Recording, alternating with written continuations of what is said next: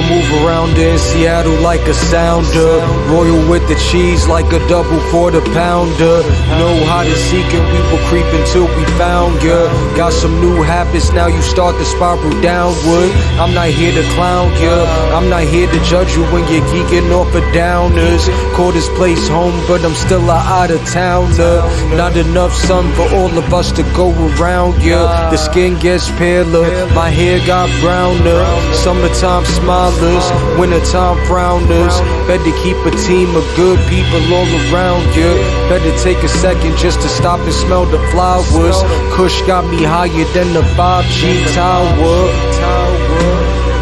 They play with needles at the Space Needle. Know what I mean?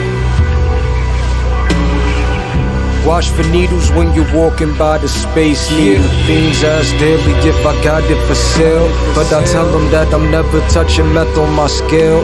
It's survival of the fittest and the best will prevail. You better win it if the rest of us fail. The fiends ask daily if I got it for sale, but I tell them that I'm never touching black on my scale.